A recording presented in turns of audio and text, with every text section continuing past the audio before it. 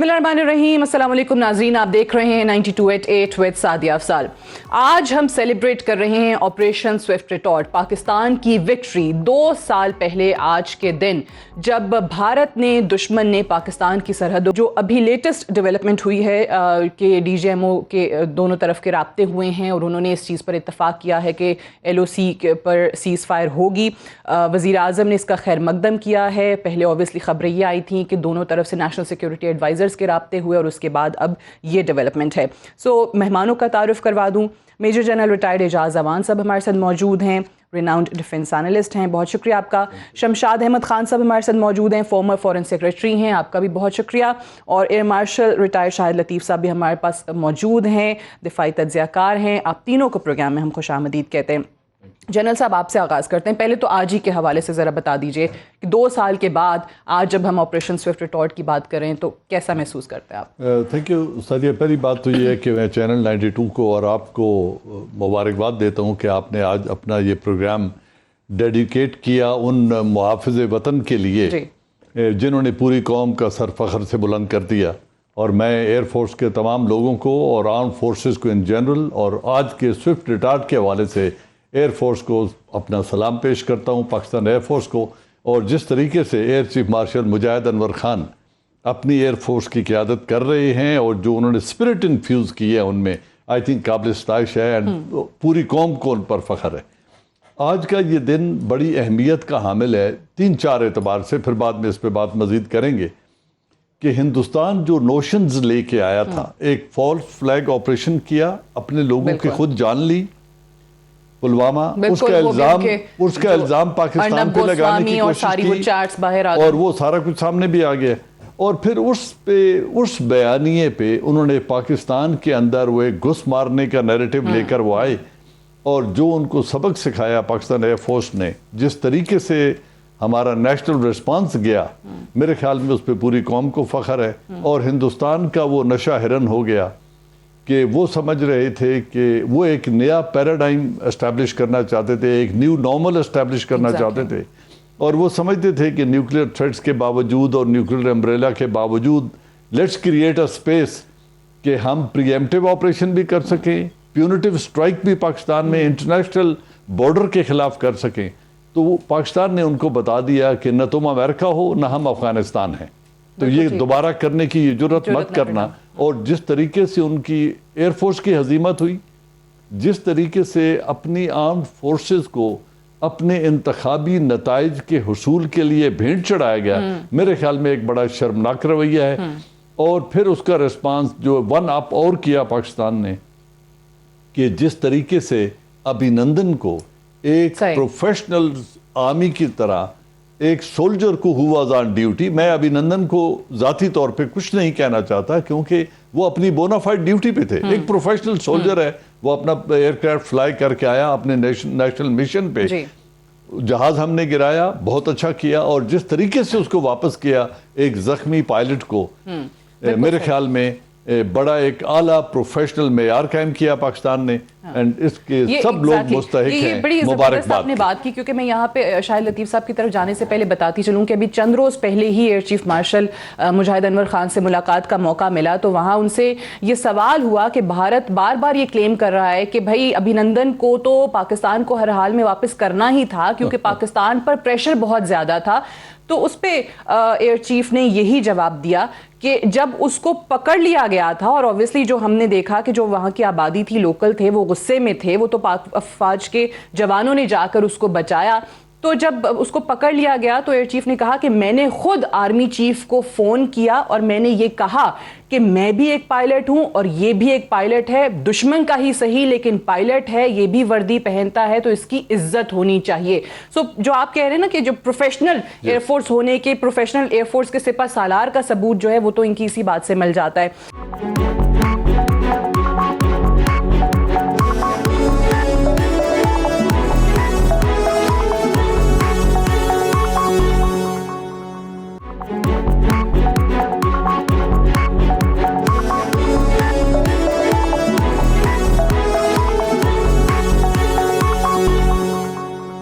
शाहिद लतीफ़ साहब, ये फरमाइएगा sir, Pulwama obviously जिस तरह बात हुई कि फॉल्स फ्लैग ऑपरेशन करने की कोशिश की गई, वो भी चीज़ें बाहर आ गई कि कैसे उनके अपने लोग इन्वॉल्व थे। फिर उसके बदले के तौर पे वो बालाकोट करते हैं। बालाकोट भी कहाँ कि दरख्तों को मार के चले जाते हैं। अब वहाँ भी वज़ीर आज़म इमरान खान ने कहा था कि अगर आपके पास पुलवामा के भी हमारे किसी के इन्वॉल्वमेंट के सबूत हैं तो आप पेश करें। उन्होंने कहा मैं खुद कार्रवाई का आपको यकीन दिलाता हूँ, वो भी नहीं हुआ। सो ये 2 न्यूक्लियर कंट्रीज हैं, पड़ोसी हैं। भारत इस चीज को क्यों नहीं समझता? वो क्यों हर वक्त किसी ना किसी मिलिट्री एडवेंचर के चक्कर में रहता है? देखें जी, भारत जो है उसका रिकॉर्ड सारे का सारा यही है। और ये जो फॉल्स फ्लैग ऑपरेशन है, ये कोई हमने पहली मरतबा तो नहीं देखा। ये तो हमारी हिस्ट्री इससे भरी हुई है। हमें पता था पुलवामा के बाद इस तरह की हरकत होगी, तभी हमारे प्राइम मिनिस्टर ने कह दिया था कि अगर इंडिया कोई ऐसी हरकत करता है तो हम रिटेलिएशन का सोचेंगे नहीं, हम रिटेलिएशन करेंगे। और जो कुछ उन्होंने कहा, एक ही दिन बाद पाकिस्तान एयरफोर्स ने वो कर दिखाया जो मुल्क के प्राइम मिनिस्टर ने बात की थी। और हमने जो हमने कर दिखाया वो फिर पूरी दुनिया ने देखा। वो तो रात के अंधेरे में आए थे, हमने दिन की रोशनी में उनको अटैक भी किया।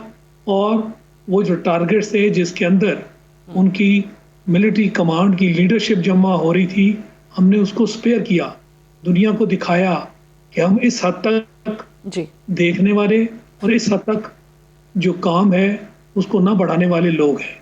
क्योंकि दोनों मुल्क जो हैं वो एटॉमिक पावर्स हैं। छोटी सी भी किसी की तरफ से जो गलती है वो एक एटॉमिक वॉर बन सकती थी। तो हम ऐसी चीज़ हरगिज़ नहीं चाहते थे। लिहाजा वो वीडियोस तैयार की गई कि जिसमें जो टारगेट्स हमने लॉक किए थे, वो लॉक्स दुनिया को दिखाने के लिए कि हम एक्चुअल टारगेट ये था।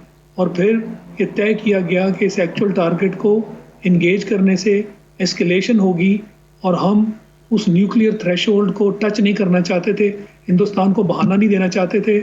हमने वो जो लॉक्स हैं उनको रिजेक्ट किया और एक जो आम टारगेट है, बल्कि एक आम जगह है, उनको अटैक किया, ये दिखाते हुए कि हम अटैक ये भी कर सकते थे मगर हमने जानबूझ के नहीं किया।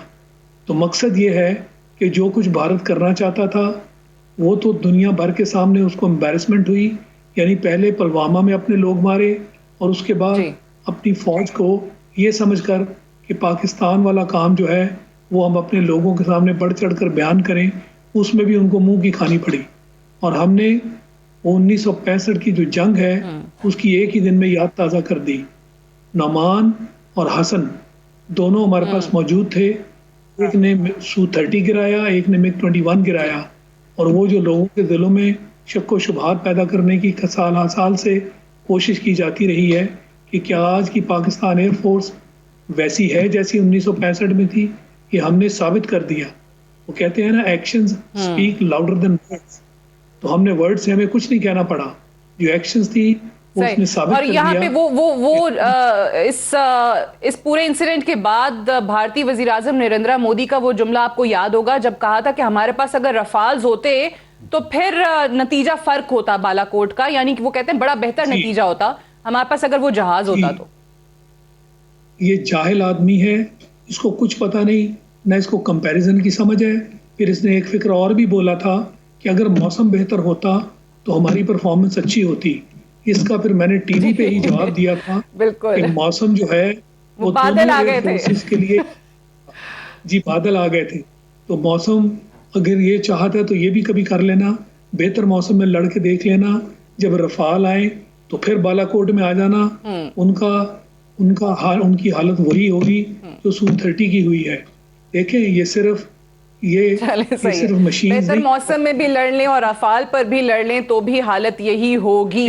राइट। शमशाद अहमद खान साहब, पहले तो जाहिर है आपका आज के दिन के हवाले से 2 साल पहले जो एक मिलिट्री एडवेंचर करने की कोशिश की थी भारत ने, और फिर इससे आगे के जो फॉल्स फ्लैग ऑपरेशन पुलवामा का था, अपने लोगों को उन्होंने मारा, फिर Balakot, what actually led to this?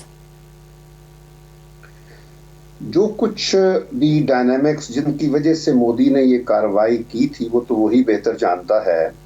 और उसने सिर्फ ये था कि हमें बहुत अंडर एस्टिमेट किया और उसको अंदाज़ा नहीं था कि जो कुछ वो करने जा रहा है उसका क्या जवाब उसको मिलेगा।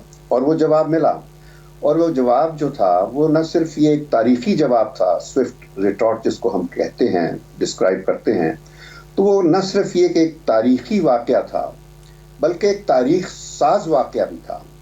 तारीख साज इन द सेंस के जो कुछ उस दिन हुआ उससे न सिर्फ ये कि कौम को हमेशा के लिए एक फ़ख्र का जज्बा मिला बल्कि आने वाली नस्लों के लिए भी एक निशानी मिल गई कि हमारे साथ दुश्मन जो कुछ करेगा उसको इस किस्म का जवाब मिलेगा।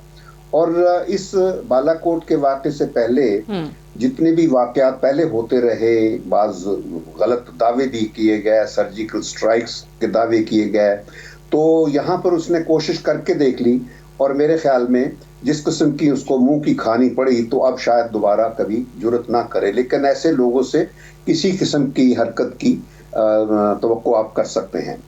बहरहाल आज मैं सिर्फ इस हवाले से एक चीज़ और कहना चाहता हूँ कि मेरे लिए ये बालाकोट का जो बड़ा तारीख साज वाक़या था, इससे वो दिन भी मुझे याद आ गया। 7 सितंबर 1965 मैं लाहौर में बैठा हुआ था जिस दिन मैंने ऊपर आसमान में हमारे जहाज़ों को इंडिया के जहाज़ों के साथ लड़ते हुए देखा था और हमने छत पर चढ़कर सारा कुछ देखा था उस वक्त।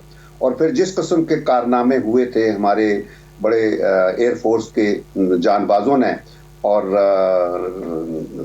इस किस्म के हीरो थे हमारे एम आलम जैसे, और उन्होंने जिस तरह फिर जाकर दुश्मन के मुल्क में जाकर जितनी उनको नुकसान पहुंचाया, वो बातें सब तारीख का हिस्सा हैं और जहनों में एक तरह से एनग्रेव्ड हैं इस वक्त।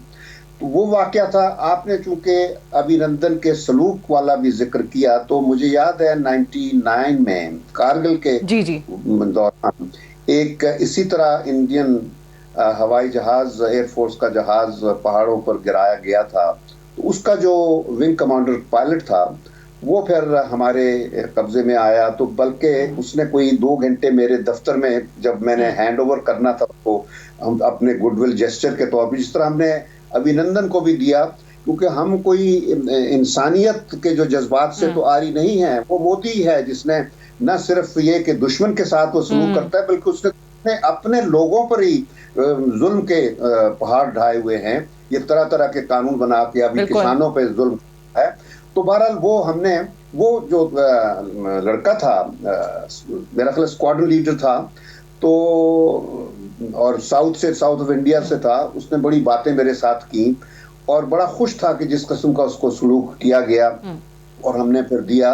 बल्कि वो जब मैं उसको उसकी चीजें आपने भी चाय पिलाई होगी ना चिकीटा? हाँ जी, मैंने चाय पिलाई, बिल्कुल चाय पिलाई और उसने चाय की बड़ी तारीफ की उस वक्त भी। और फिर उसका मैंने जब ड्राइविंग लाइसेंस दिया अच्छा। तो उसको उसने कहा कि शुक्रिया, ये मैं कभी सोच नहीं सकता था कि मुझे मेरा ड्राइविंग लाइसेंस भी वापस मिल जाएगा। तो बहरहाल ये एक वाकया है जो कौम कभी नहीं भूलेगी और हम सब हमेशा के लिए सलाम पेश करते हैं अपने हवाबाजों को, अपने हीरोज को, उनके जो कमांडर्स हैं और बिलखसूस में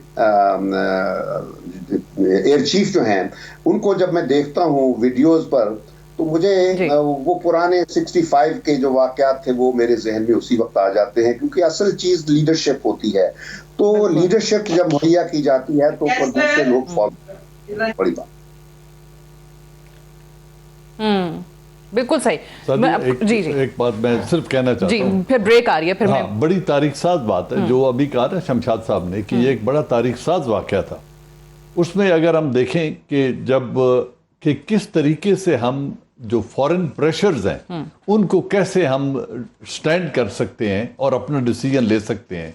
जिस रात को ये स्ट्राइक हुई, अर्ली मॉर्निंग को जनरल डनफोर्ड ने chairman joint chief of staff General Zubair Hayat को टेलीफोन किया। ठीक है। इस स्ट्राइक से जब पाकिस्तान का रेस्पॉन्स अभी नहीं किया था, तो उन्होंने कहा कि आपके मुल्क में स्ट्राइक हुआ है, लेकिन चूंकि कोई जानी नुकसान नहीं हुआ तो I would advise Pakistan and I would expect कि आप लोग रिटेलिएट ना करें। हाँ। इस पर जनरल जुबैर हयात ने उन्हें यह कहा कि not retaliating is not an option with Pakistan, we will retaliate because हमारा इंटरनेशनल बॉर्डर क्रॉस करके इंडिया ने स्ट्राइक किया है। तो मैं कहना ये चाहता हूं कि जब सिविल मिलिट्री रिलेशनशिप मिल जाए और वो फॉरेन प्रेशर को स्टैंड करना चाहें तो कर सकते हैं। यही मुजाहरा हुआ था जब न्यूक्लियर डिवाइस एक्सप्लोड करनी थी, उस वक्त जब military and civil relationship civil leadership ने डिसाइड किया कि हमने कौमी धमाके मुल्की मफाद में हैं, न्यूक्लियर धमाके ये करने हैं, तो उस वक्त भी हमने प्रेशर को स्टैंड किया और धमाके कर दिए। तो मैं समझता हूं कि फॉरेन प्रेशर्स को नेशनल मफाद में खातिर में न लाना भी हमारी तारीख है और इसको मेंटेन करना चाहिए। उस एतबार से ये एक बड़ा तारीख साज वाकया था जो ऑपरेशन। और ये आपने सही कहा, ये एयर चीफ ने खुद कहा कि लीडरशिप का बड़ा काम होता है, और लीडरशिप लीडर किसको कहते हैं, जिसका विजन होता है। और उस टाइम पे भी जब ये ऑपरेशन स्विफ्ट रिटॉर्ट प्लान हो रहा था तो बहुत कम लोगों को पता था। बकौल आर्मी चीफ के दीवारों के भी कान होते हैं। उन्होंने कहा कि ये जो उनके पीछे उनके 3 ADCs बैठे थे, तो उन्होंने कहा कि ये जो मेरे एड्स हैं इनको भी नहीं पता था। सिर्फ ऑब्वियसली वजीर आजम और मिलिट्री कमांड को पता था कि ये क्या होने जा रहा है और किस टाइम पे होने जा रहा है। बहरहाल एक ब्रेक ले लें और ब्रेक से वापस आएंगे तो डिस्कशन को हम यहीं से आगे बढ़ाएंगे। Stay tuned.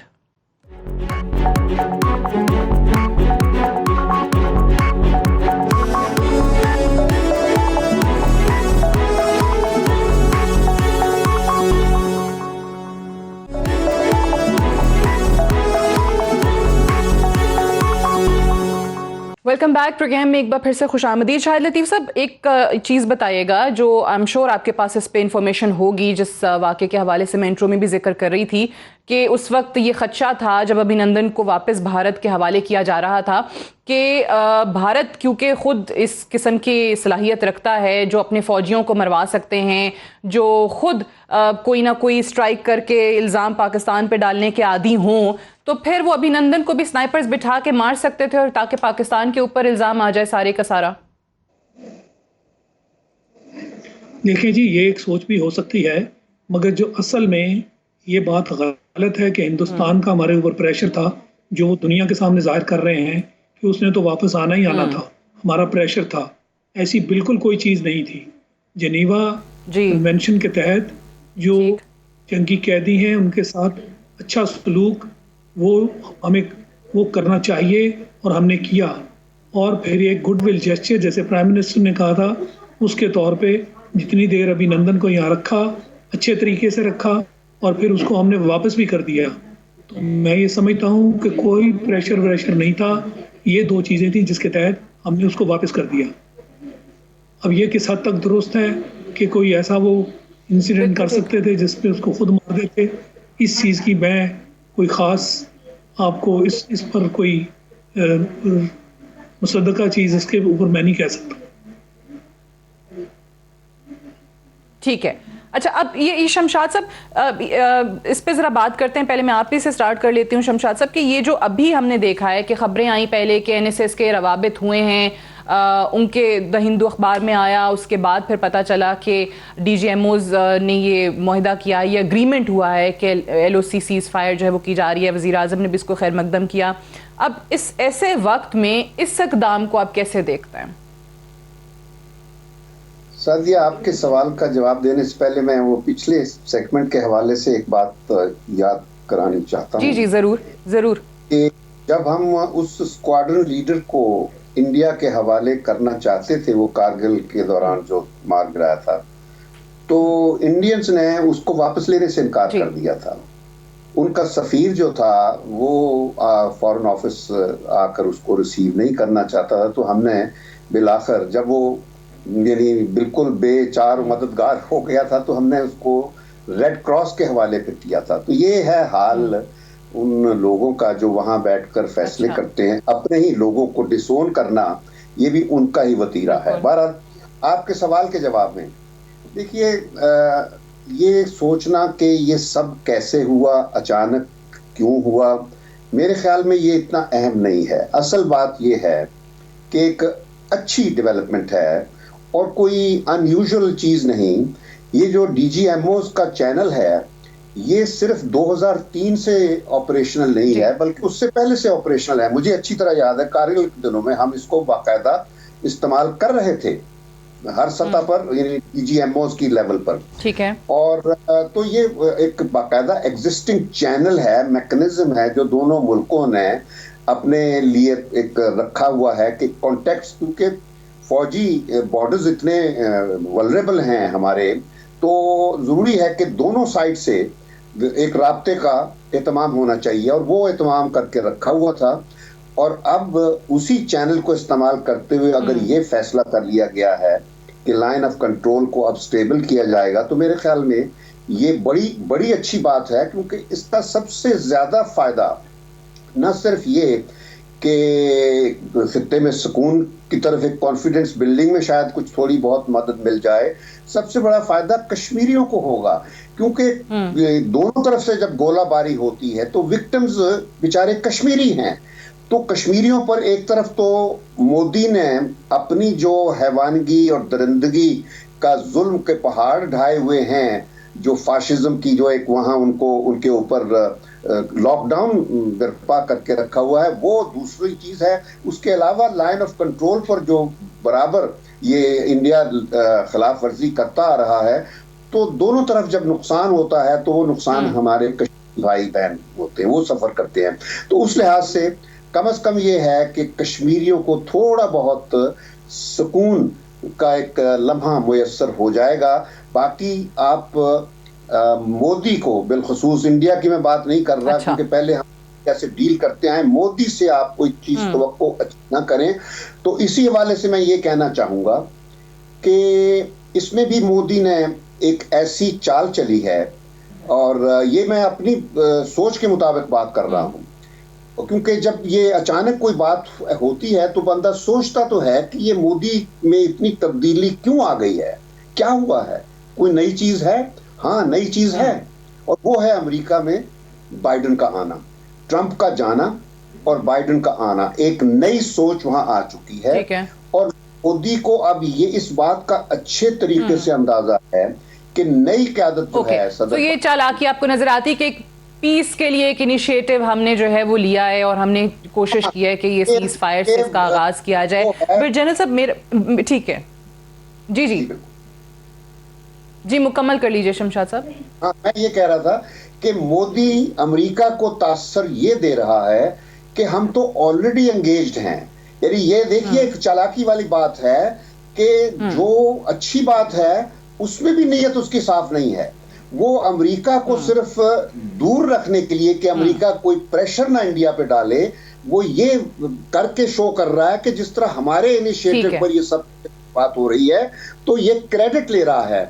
तो हमारे लोगों को अननेसेसरीली मैं समझता हूं बगलें नहीं बजानी चाहिए, जितनी मैं गुज़श्ता 2 दिन से मीडिया पर देख रहा हूं। ऐसे इसको बिल्कुल ठीक है। अब जनरल साहब ये जिस तरीके से बात की जाती है कि 2003 में अंडरस्टैंडिंग थी, और शमशाद साहब ने कहा कि तो ऑब्वियसली उससे पहले से है, तो पाकिस्तान ने तो 2015 में भी प्रपोजल दिया था सीज फायर का, उस वक्त तो तस्लीम नहीं किया गया था भारत की तरफ से।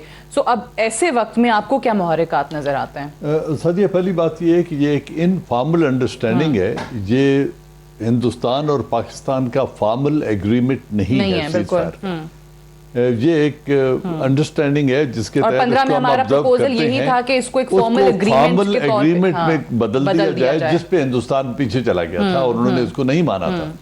लिहाजा मैं समझता हूँ ये एक टेक्टिकल इनिशिएटिव है जिसको लिया गया है, दोनों DGMOs ने बात की है, और अगर इससे वो फवायद हासिल होते हैं जो अभी शमशाद अहमद साहब भी बात कर रहे थे, अगर वो फवायद हासिल होते हैं तो जो निहत्ते कश्मीरी दोनों तरफ आबाद है, जिनका कोई जुर्म नहीं है, वो उनको ज़िंदगी में कुछ सुख का सांस आ जाएगा। और वैसे भी सीज फायर वायलेशन एक नॉन प्रोफेशनल रवैया है और एक ट्रिगर है। सॉरी टू इंटरप्ट, लेकिन इसी में एक और एस्पेक्ट, क्योंकि मैं ये बातें सुन रही हूँ, कुछ हमारे तज्जियाकार ये बात कर रहे हैं, तो इस पे मैं आपकी राय भी चाहूँगी। वो कहते हैं कि जो 5 अगस्त 2019 का भारत का इक़दाम था कश्मीर का स्पेशल स्टेटस ख़त्म करने का, उसके बाद आपने खुद कहा था पाकिस्तान ने कि भाई हम नहीं रवाबित रखेंगे भारत से, तो ये आप क्यों कर रहे हैं, कैसे वक्त में कैसे आपको सूट करता है? ये एंगल, इस पे बड़ी डिस्कशन हो रही है। यकीनन ये इस पे हमें बहुत मोहतात होना पड़ेगा। जब तक वो, मैं ज़ाती तौर पे ये समझता हूँ कि जब तक वो 5 अगस्त के इक़दाम को वापस नहीं लेते तब तक आप राब्ते न रखें, कश्मीर को एक हल तलब मामला तस्लीम नहीं करते, और उनका जो कॉन्स्टिट्यूएंट स्टेटस था और जो UN रेजोल्यूशन की प्रोविजन है उन हकायक को तस्लीम नहीं करते, तो ये एक्सरसाइज इन फ्यूटिलिटी है, ये नहीं होनी चाहिए। और मेरे ज़ाती राय ये भी है कि बायलैटरलिज्म दोनों मुल्कों के दरमियान दफन हो चुका है।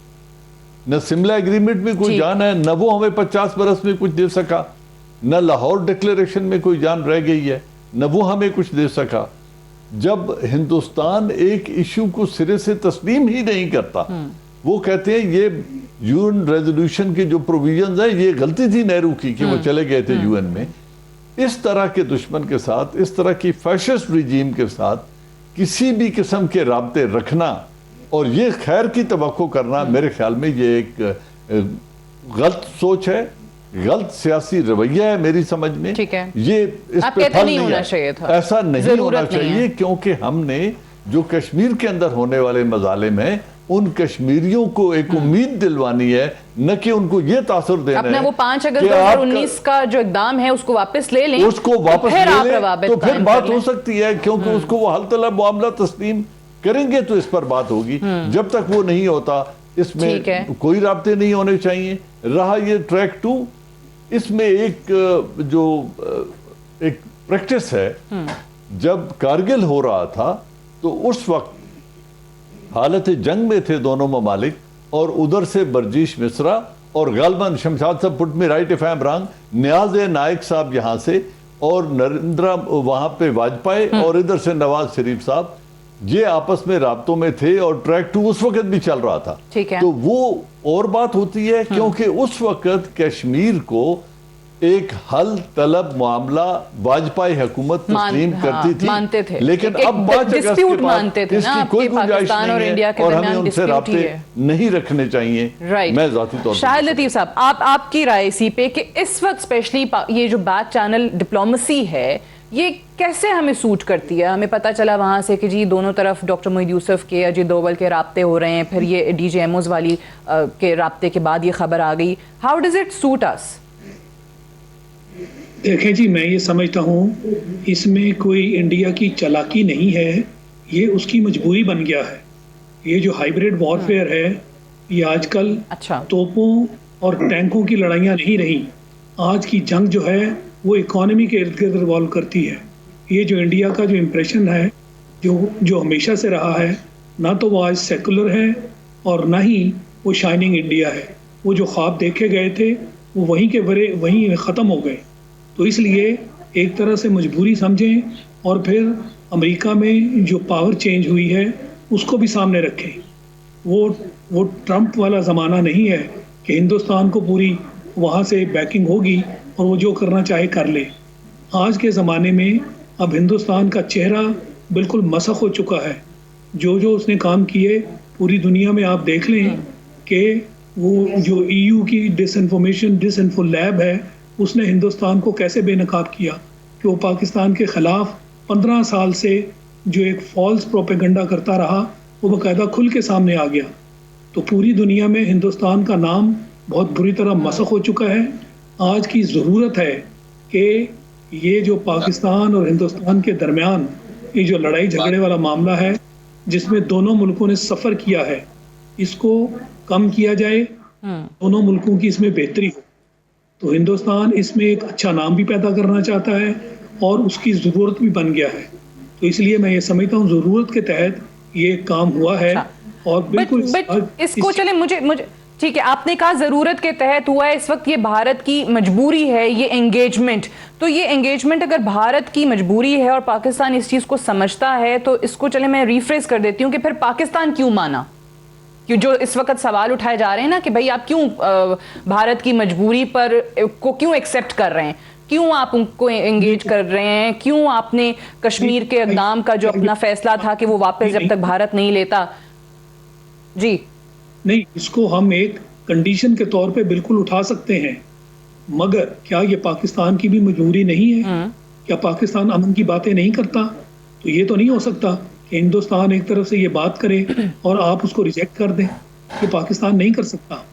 तो मैं ये समझता हूँ कि हमने इसको माना, अच्छा किया। ये हमारी भी ज़रूरत है, इकोनॉमी हमारी भी ज़रूरत है।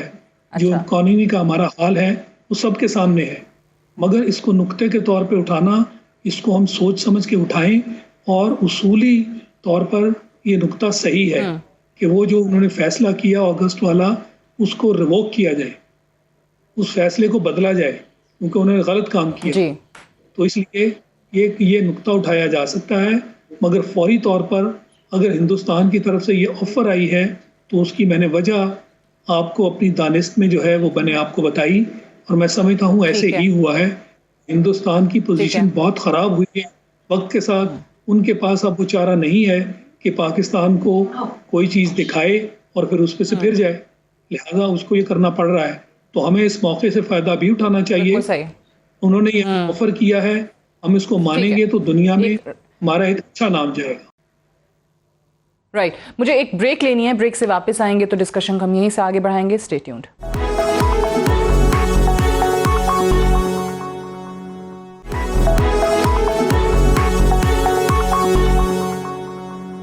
Welcome back. प्रोग्राम में एक बार फिर से खुशामदीद। हम भारत के हवाले से बात कर रहे थे और डिस्कशन हमारी हो रही थी कि अभी भारत की मजबूरी बन चुका है ये जो LOC सीज फायर की तरफ ये इकदाम उठाया गया है। लेकिन अगर LOC सीज फायर का ही जिक्र करें तो 2003 का जब हमने जिक्र किया कि एक इनफॉर्मल अंडरस्टैंडिंग भारत और पाकिस्तान के दरमियान थी सीज फायर के हवाले से, तो 2003 के बाद से इंडिया ने 13,500 से जायद बार सीज फायर की खिलाफ वर्जी की है।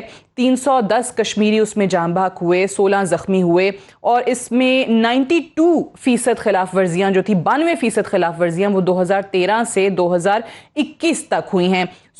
शमशाद साहब, ये भी तो एक ऑब्वियसली रविश रही है भारत की कि आप सीज फायर करते हैं लेकिन भारत की तरफ से उसको वायलेट भी किया जाता है और फिर बड़ी आसानी से वो अक्यूज पाकिस्तान को कर देते हैं, इल्ज़ाम पाकिस्तान पर डाल देते हैं। ये वाला जो अभी सिलसिला हुआ है जिस पे आप कह रहे थे कि कश्मीरियों के लिए अच्छा हो जाएगा, ये सिर्फ इसी हद तक है? Are we reading too much into it? ये जो वावेला हो रहा है, डिस्कशन हो रही है, क्यों? नहीं, कोई नहीं, we are not reading too much in it. मुझे यकीन है, अगरचे मेरा कोई राब्ता नहीं फॉरेन ऑफिस के साथ, लेकिन मुझे यकीन है कि मिनिस्ट्री हमारी जो है, फॉरेन ऑफिस जो है, उन्होंने कोई रिएक्शन नहीं जाहिर किया। वो समझते हैं पूरा मोदी की सोच को, इंडिया की जो चालाकी है उसको सोचा हुआ है, और इस वजह से उनका कोई आपको रिएक्शन नहीं आया है। क्योंकि जो बाकायदा सफारती सतह पर जो कोई राब्ता इंडिया के साथ जब भी ओपन होगा वो एक क्लियर एनवायरनमेंट के मुताबिक होगा जिसमें मसलों के हल की भी बात की जाएगी। ये एक जिसको कहते हैं ना कि CBM कर लीजिए, जो आपस में होती हैं फौजी सतह पर लाइन ऑफ कंट्रोल, चूंकि हर वक्त एक बाकायदा हॉटलाइन है, तो हॉटलाइन तो वो हो गई, लेकिन वैसे भी गर्म रहती है ये लाइन ऑफ कंट्रोल। तो उसको जरा थोड़ा ठंडा करने के लिए ये ऑपरेशनल फैसला है, इसका पॉलिटिकल डायमेंशन किसी किस्म के साथ कोई ताल्लुक नहीं हो सकता। और ये मैं इस बात से मुकम्मल इत्तफाक करता हूँ एयर मार्शल साहब का कि मोदी जो फैसले कर रहा है वो मजबूरी के तहत कर रहा है, क्योंकि हमेशा ये होता है कि जो फैसले दानिशमंदाना तौर पर किए जाते हैं या बाय चॉइस किए जाते हैं वो अच्छे फैसले होते हैं, और जब उन फैसलों में मजबूरी के तहत किए जाते हैं उनमें खोट होती है, उसमें बदनीयती होती है। तो हमारी साइड को ये अच्छी तरह अदराक होना चाहिए कि मोदी ने ये कदम जो भी उठाया है, पहले तो वो प्रोजेक्शन कर रहा है अमेरिका को सिग्नल करने के लिए कि देखो हम किस तरह अच्छे गुडविल के साथ बिहेव कर रहे हैं पाकिस्तान के साथ। वो जो प्रेशर पड़ना था पाकिस्तान इंडिया पर बाइडेन का, वो उसको स्टेव ऑफ कर रहा है। तो हमारे लोगों को ये बात अच्छी तरह समझ है, मुझे यकीन है कि वो इन सब बातों को उन्होंने जहन में रखा हुआ है। हमें इस बात का एक जरूरी ये है कि जब तक कश्मीरियों को किसी डायलॉग में नहीं शामिल किया जाएगा कोई डायलॉग हो ही नहीं सकता।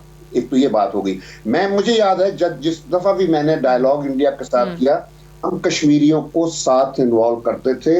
हर मीटिंग से पहले कश्मीरियों के साथ कंसल्टेशन होती थी, हर मीटिंग के बाद उनको बताया जाता था।